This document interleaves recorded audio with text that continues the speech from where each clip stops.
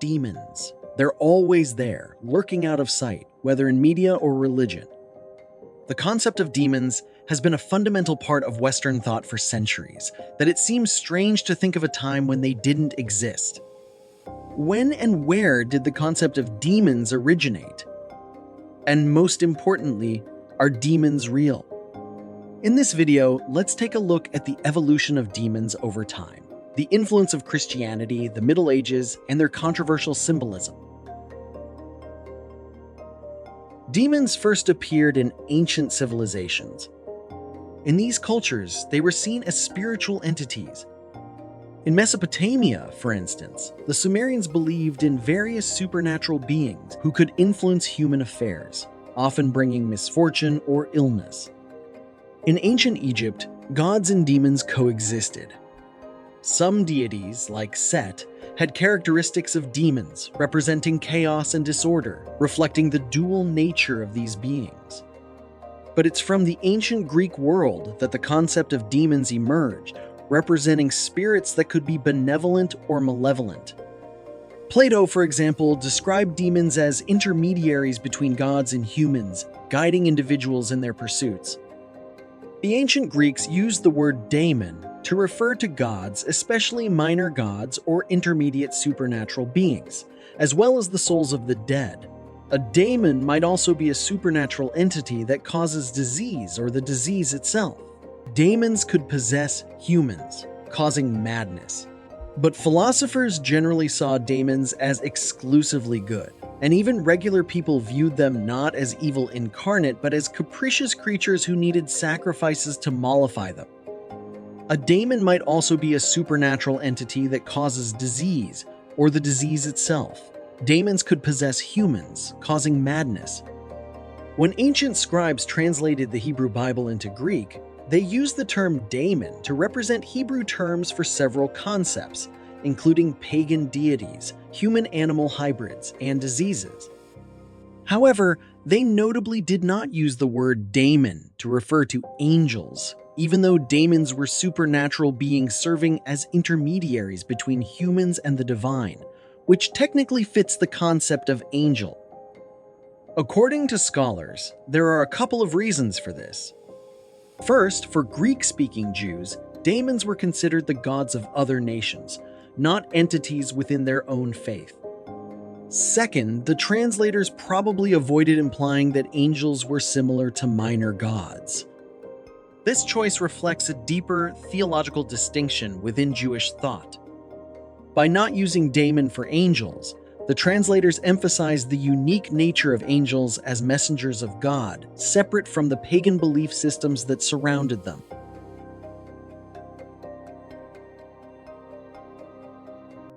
The rise of Christianity marked a significant turning point in the perception of demons. Early Christian texts began to frame demons as fallen angels, primarily drawing from the story of Lucifer's rebellion. This narrative established a dualistic view of the universe, dividing existence into the realms of good and evil, heaven and hell. In this context, demons became the embodiment of temptation, sin, and opposition to divine order. In the New Testament, the Gospels of Matthew, Mark, and Luke begin to equate demons with evil spirits. They also unify the figures of Satan, the devil, and Beelzebul. Luke refers to Satan falling from heaven, while Matthew mentions the devil and his angels. The New Testament features many references to demons, presenting them as forces that possess individuals, leading them astray from faith and righteousness. This association with possession introduced the idea that demons could inhabit humans. The practice of exorcism emerged as a way to fight against these malevolent forces.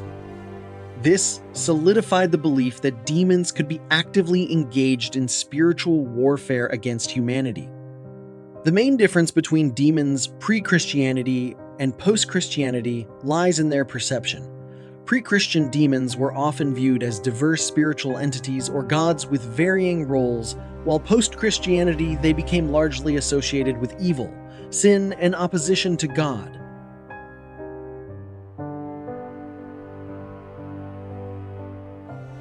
The Middle Ages witnessed a dramatic surge in the belief and fear of demons. This era was characterized by social upheaval, religious fervor, and a growing interest in the supernatural. With the rise of the Inquisition and widespread witch hunts, demons became symbolic of heresy, sin, and societal deviance. The infamous Malleus Maleficarum, or the Hammer of Witches, published in 1487, illustrated the period's obsession with identifying and exterminating witchcraft, linking witches directly to demonic forces. During this time, demons were thought to possess various forms and abilities, often described in elaborate grimoires and texts. Adding to all this, notable figures such as Pope Gregory I and Thomas Aquinas contributed to the understanding of demons within Christian theology, viewing them as agents of temptation and evil, often emphasizing the need for vigilance against their influences. There was no doubt in the culture at the time that demons were real. They were not symbols or spiritual concepts, but real beings that were waiting to destroy you.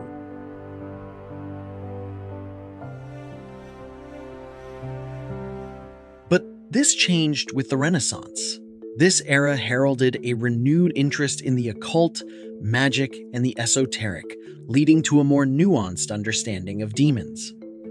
Scholars and practitioners began to explore the relationships between humanity and the spirit world, often seeking to summon or control demons for various purposes.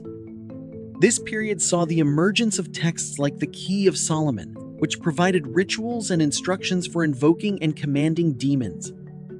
The fascination with demons during the Renaissance was not always negative. There were those who saw demons as potential sources of knowledge and power. This duality prompted debates on whether demons were inherently evil or simply misunderstood entities. Thinkers like Paracelsus and Johann Weir sought to demystify the relationship between humans and demons, suggesting that they could be harnessed for good, challenging traditional views that condemned all demonic interactions as sinful. Were they absolute agents of evil or more nuanced? As classical texts were revisited, it became clear that the ancients viewed demons more philosophically. They were not always evil, and sometimes their roles were complex and even necessary.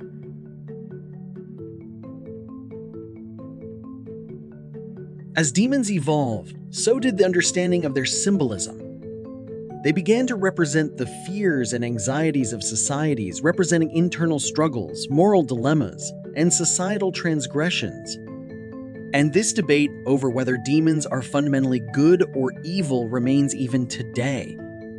On one hand, demons symbolize the darker aspects of humanity, the temptations that lead individuals astray, and the moral failings that society seeks to control.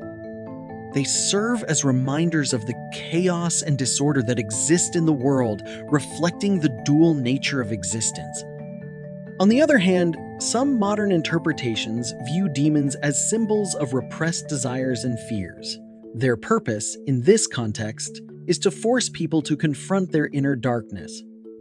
So, taken this way, by acknowledging and integrating our inherent inner darkness, we can move towards personal growth and healing. So the questions remain: are demons good or bad? Or more importantly, are they even real?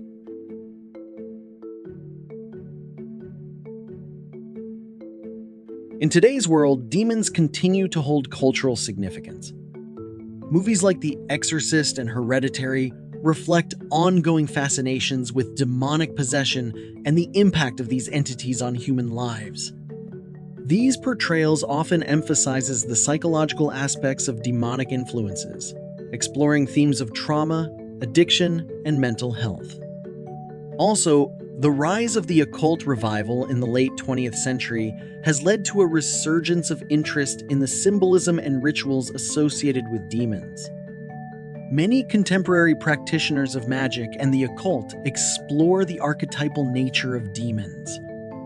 They seek to harness their energy for personal empowerment rather than fear.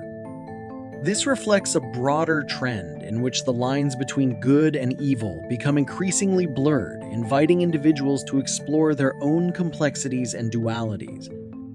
The history of demons in Western thought is a complex narrative.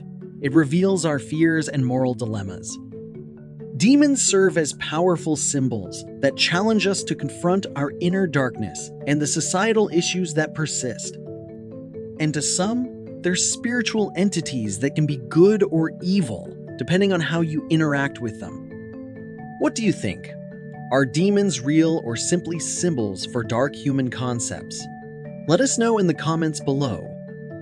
If you enjoyed this video, please like it and subscribe to our channel. It helps our channel grow so we can continue making more videos like this. Thanks for watching.